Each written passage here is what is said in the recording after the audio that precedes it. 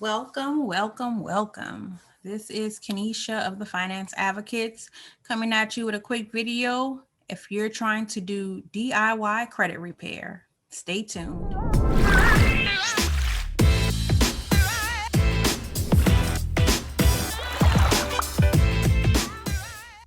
Kenesha G here of the Finance Advocates coming at you with a quick video. The Finance Advocates is a company that promotes financial freedom through financial literacy coaching and credit repair services. Today, we'll show you the steps if you decide that you want to repair your own credit as opposed to hiring a company such as the Finance Advocates. Anyone can repair their own credit, that is a fact. So what we've done is taken all the laws and put them together to create a custom template system that will allow you to repair your own credit. You'll simply plug in your information to the templates, print them out, send them out to all three bureaus, and get those deletions off of your credit report. So I'm going to start by showing you how you would access those letter templates. We're going to go to our website, which is www.thefinanceadvocates.com. And once the website loads, you'll see two places where you can order those letters. The first is right at the top under store. If you scroll down just a bit, there's also an option right here that says shop dispute letters. Either one will take you to the same place. So we're going to go ahead and click store.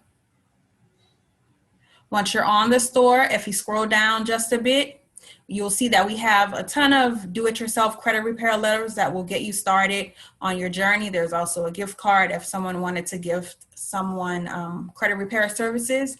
But what you're gonna be looking for today's video is the Self-Advocacy Challenge, which is a DIY credit disputing kit. Again, this is the system that will allow you to send all the letters you need to start your credit repair journey.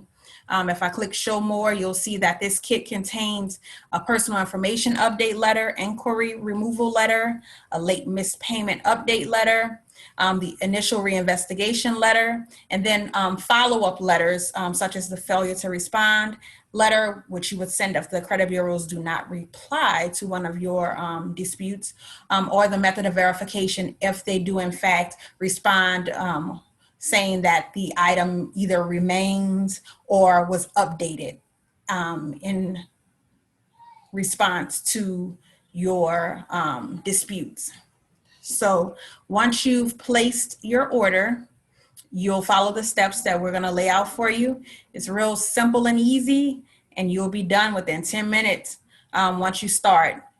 Now that you have purchased and downloaded your letters, it's time to get started. I want to remind you to like and comment on this video as well as subscribe to our channel. So to get started, the very first thing you're going to want to do is pull all three of your credit reports. That's important because you need to know what each credit report is saying about you. I'm going to link two different credit monitoring sites in the description of this video. Those links will allow you to get a 7-day trial. One is $1 and one I believe is $4.99 for a 7-day trial. So you'll want to pull all three reports, look at the information, see what's incorrect, see what's outdated, see which accounts are negatively reporting. And those are the things that we're going to focus on today with this kit. So the very first section that we're going to go to is personal information. That's your first task, the personal information update letter. This step is almost the most important because you'll need to get rid of any incorrect or outdated personal information because that is what the credit bureaus use to validate information on your credit report. Your report should only have one name, one address, one birthday, one telephone number, and one employer. The caveat to employer, though, is that if you recently started a job and your previous job, you were there for a long time, you may want to keep that job and your current job just to show, longevity of employment. So the easiest way to get rid of negative items is to delete the information that links it to you. So an old address linked to a derogatory account, it'll be much easier to delete that account once you have deleted the address that was reporting, because then how do they know if it was actually your account? And one of the biggest things credit bureaus are afraid of, because that's their number one job, is that they aren't mixing or merging files, which could happen if, say, you live with your aunt. And so you don't live there anymore. So now you need to get that address off of your credit report, because what if they're reporting one of her accounts on your credit report? So personal information is one of the most important, and it should be the first step. Okay, so we're gonna get started on the letter. Everything that you'll need to fill out, you'll notice is in brackets. So if it's in a bracket, it means that you need to fill it out. Everything else you do not touch. You leave it exactly as it is. So you're gonna put today's date, or say you're gonna mail out the letters tomorrow, you can go ahead and put tomorrow's date. You're gonna fill out your name here. So my name is Susan Q. Okay, here you're gonna put your address. I'm just gonna take the brackets off. You're gonna fill in your address there. Here you're gonna put your city, your state, your zip code. That's all you need to do right here. You're gonna scroll down to the second page. At the top of the second page is where you're gonna start working again, where you see these brackets. So the first section is any incorrect name. Incorrect name could be a maiden name. It could be a misspelling of your name. Anything that is not the one name that should remain on your credit report needs to be listed here. So we're going to say that we're working on our TransUnion report, and TransUnion has a listing of Susie Q. We're going to say Susan Q without the UE. That's incorrect. So any variation of your name, say it says Q Susan, that's not your name either. That's your last name first. So anything like that, you're going to put under incorrect name. Next, you're going to move to address. Any old address, if you ever live with someone, if you moved from a different house or apartment, you're putting all of those addresses here. You're only keeping your one current address. Okay, so we don't live at 5678 XYZ anymore. Let's see, we lived at 2345 Main Street. That was when we lived with our grandmother for a little while. We don't need that anymore. We don't want anything that is not our current address. For this one, you're gonna list any telephone numbers that is not your one current telephone number. So you used to have 234-567-8901. That's not your phone number anymore. So you're gonna list every incorrect or outdated phone number. Here is where you're gonna list any old employers. Again, you wanna keep one, but if you've recently changed jobs, it's okay to have your last job and your current job. So you don't work at Walmart anymore. You don't work at Sears anymore. So you just list them out. After that, you're done. The last thing you need to do is type your name. Susan Q. That's it. You don't need to sign any of these letters. You just type your name. Each letter you're going to include your ID, driver's license, state ID, anything like that, as well as proof of residency. So like a utility bill with your current address on it. I will say you honestly don't have to include proof of residency if the address on your ID is correct, because then it'll serve as both. But if your ID is your previous address, you'll want to send your ID as well as something with proof of your current address, and that will suffice. You will put that in its own envelope all together.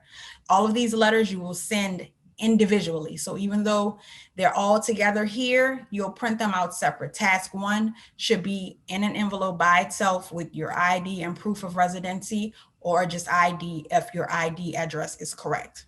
The very next step is going to be the inquiry removal letter. So this, of course, targets inquiries. The key to this step, you'd never want to dispute any inquiry that is tied to an actual account that you have, whether it's showing up on your credit report or not. If it is tied to an account, you do not want to challenge that, because they could close your account. And in a lot of cases, they will close your account because it's almost like you're saying that that wasn't you, so it would be a fraudulent account. So you want to be very careful that you're not challenging things that are tied to active open accounts. Okay. So here, and on here, it says place up to 5 inquiries on one letter. If you have more than 5, just do multiple letters pretty much. So if you have 12, you'll end up with 3 letters. Because you don't want to make it very obvious that you are disputing every inquiry that you ever did that's not tied to an account. So you kind of want to break it up. Again, we're going to put the date.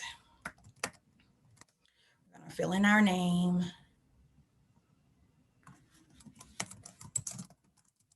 We're going to fill in our address, city, and state, and zip code. You don't need to do anything to the letter, to the actual body of the letter. You won't do anything until you get to the bottom of this page, and it'll continue on to the second page. So here, you're going to list the creditor's name and the alleged date of the inquiry. Okay, so if you had an inquiry from Capital One Auto Finance on, let's say, 05/2020, okay, you had an inquiry from, let's see, Santander Auto Finance. That one may have been 7/20. You're just going to fill this in. It's pretty self-explanatory, but I just want to make sure. So you're just filling in every inquiry, 5 per letter, send it out. There's no hard thing about this part. You're just filling in your information. Everything else, again, is written out for you, okay? And at the bottom, again, you're going to just type your name. You do not need to sign. You're done. Like, it's literally this simple. It's not difficult because everything has been done for you again. So this letter is the late missed payment update letter. So these accounts are going to be accounts that you want to remain, but you may have 3 late payments on them, or you may have 2 late payments that you just want them to update and say that that account actually was paid on time. Okay. So what you're going to do is, I have an example here. So say Verizon listed a 90-day late.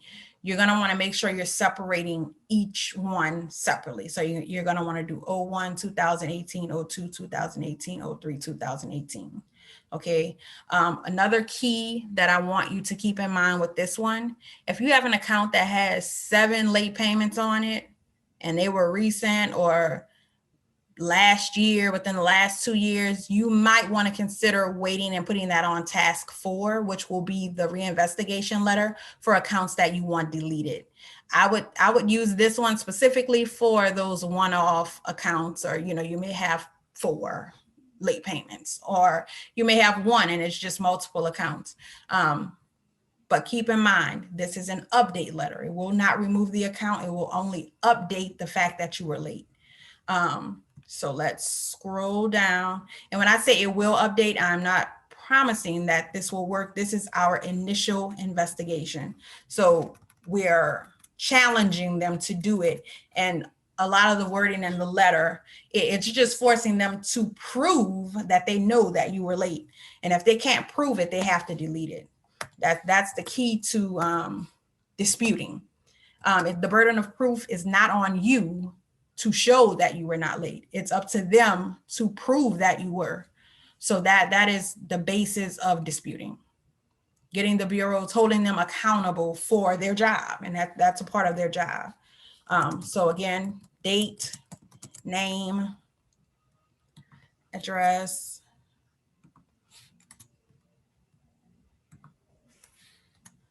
city, state, zip.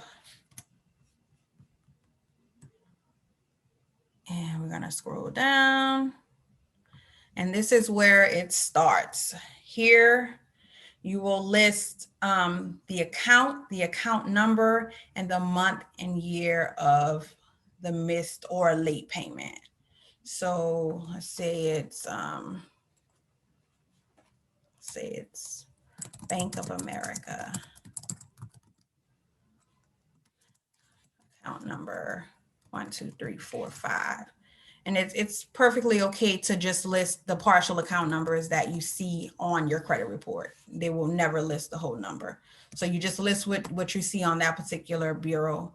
And so this Bank of America was late 02 of 2019. Okay. So if it was also late in March or in April, you would list Bank of America account number, date again. Okay. You just fill out everything. I'll give you an example. So one company that will sometimes, so say September, it'll say your payment was okay. October, your payment was okay. November, you were 90 days late. That will be something you would see primarily for student loans. So U.S. Department of Education.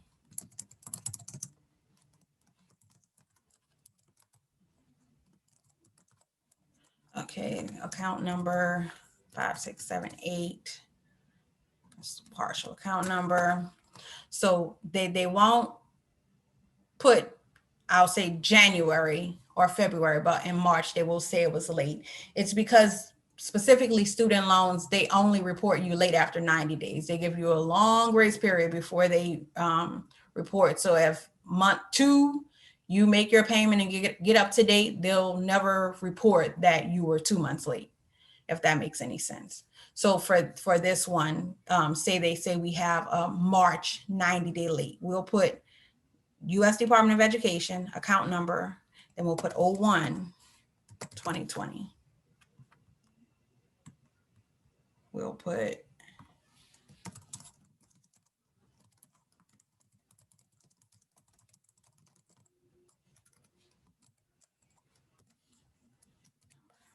six, seven, eight to 2020. We'll list this again. It's because each inquiry, even though it shows up as one, it's still 3 distinct months. So you just want to list everything out because it is its own late payment. 5678 XXX. And this one was for 03/2020.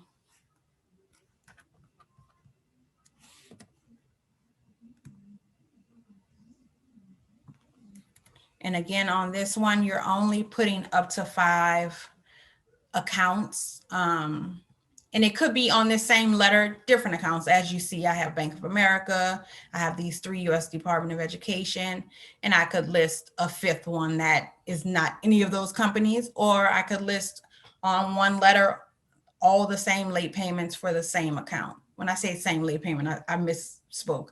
Same company, different months of late payment. So if you have one in 03 of 2020, 06 of 2020, and then again in September of 2020, you can list them all on one letter. You just plug in your information. So then you're going to scroll down past all of that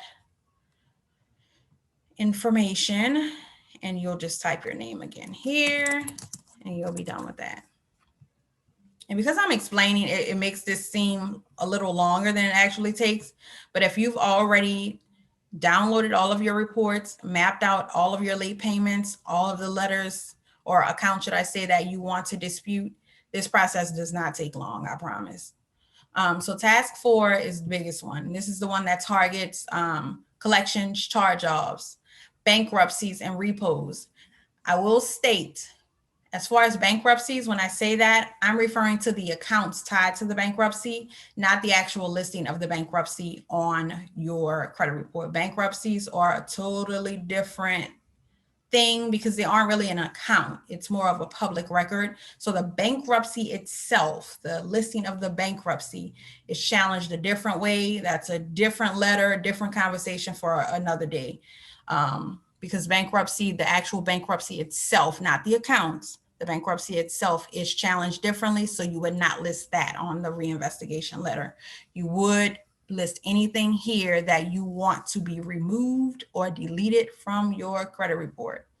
Okay, this letter will put the account into dispute. It's the first letter. I also want to point out it's called a reinvestigation letter. So I know some people may say, well, I never investigated it to begin with. Why is it a reinvestigation letter? It's because all of the items on your account should not have just been placed there. So Capital One should not be able to just say, hey, Experian, put this on there, and they just put it on there. The credit bureaus have to investigate the items, or they should. Let's say that they should be investigating the items before they place them on your credit report. So because they've already done that when it was first introduced to them, what you're doing when you dispute is re-investigating. You want them to look at it again because they should have already been looked at it before they put it on your account. Okay, for this one, again, 5 accounts per letter. If you have 16, you're going to have 4 letters for each bureau. Again, each letter is specific to the bureau that letter is for. Keeping in mind that most accounts are not most accounts. Some accounts don't report to all bureaus because all creditors do not send the information to all. So you need to be very specific per bureau with each of these letters. Again, that's just a reminder. Okay, so once you've determined what you are wanting to be removed or deleted, you're gonna move to the letter. Okay, again, we're just putting the date, your name,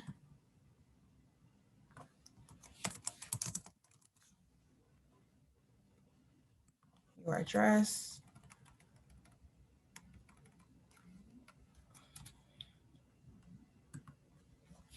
city, state, zip.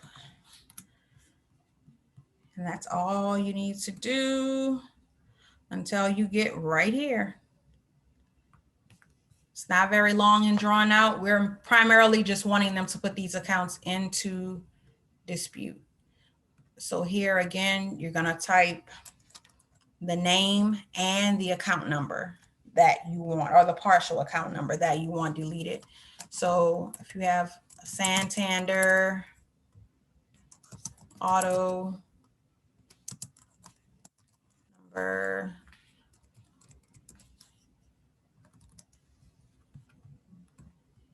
you have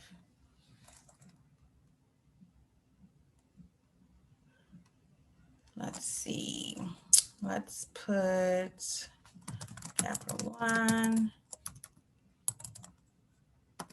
the credit card.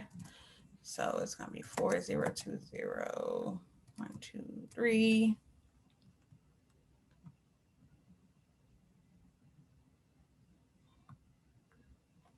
I'll put MetaCredit.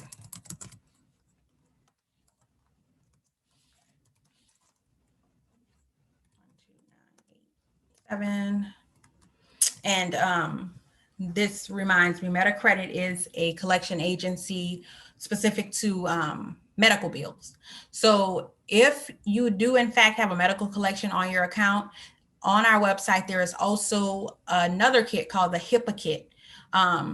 You would put MetaCredit or any other medical collection on this reinvestigation letter, but you'll also want to purchase the HIPAA kit because there's a letter that you send directly to the credit bureaus, and there's another HIPAA letter that you send to the actual collection agency, and that's specific to medical collections because they kind of should not be reporting to your credit reports anyway. So I just wanted to plug that there as well.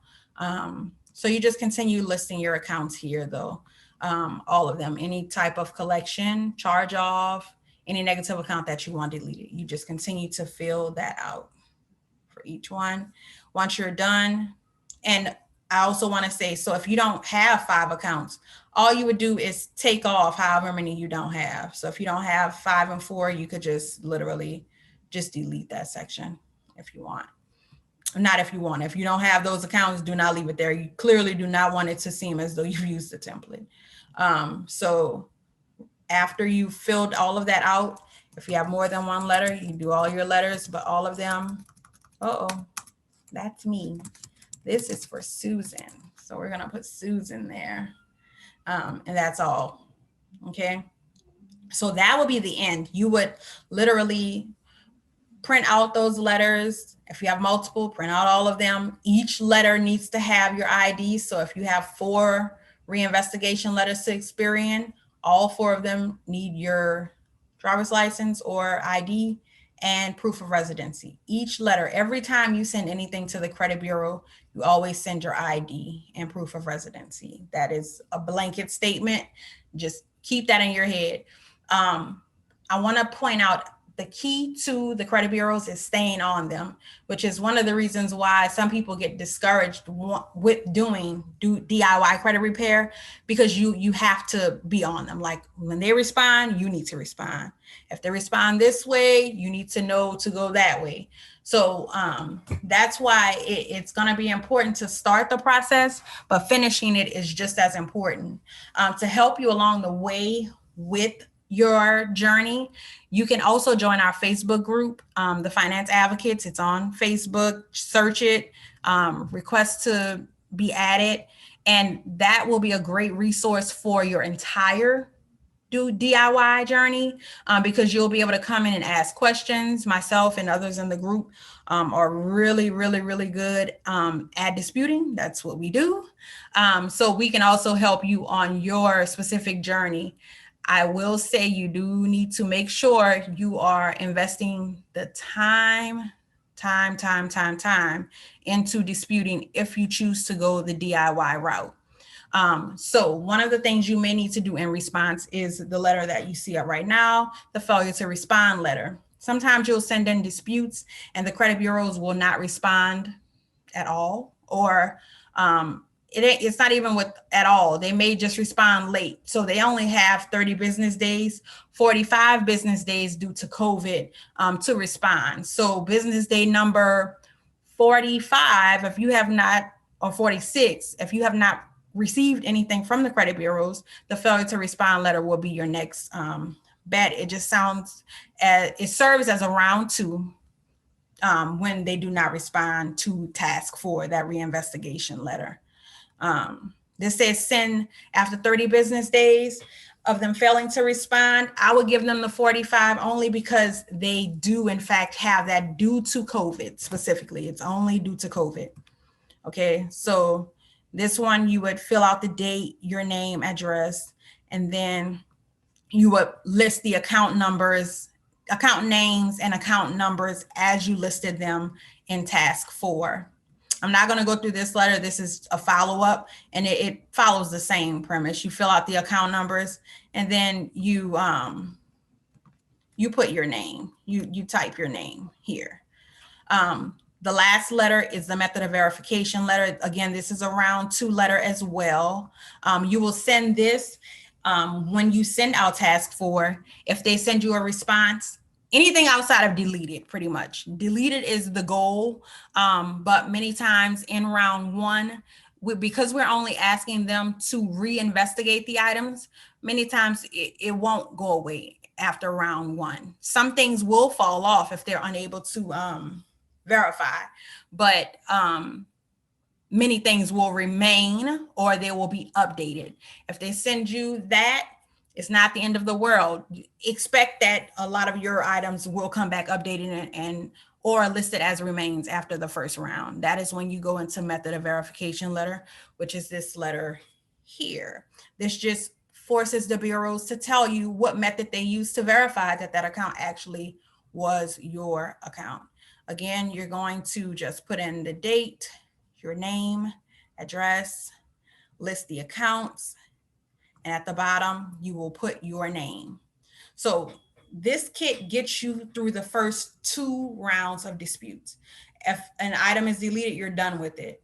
If they don't respond, you send failure to respond. If they do respond saying it's updated or verified, you send the method of verification. After the first 2 rounds, that's when the group will be helpful, because we'll be able to walk you through more advanced disputing methods, and provide you additional letters. There'll be a lot more letters for sale as well. But in the group, you'll find a lot of free letters for like a method of verification follow-up, and that sort of thing, and how to complete factual disputes. That's more advanced and requires some understanding of FCRA, which is the Fair Credit Reporting Act. So again, just look out for the group. Go on Facebook, search the Finance Advocates. You can follow our page, and don't forget to request to join the Facebook group.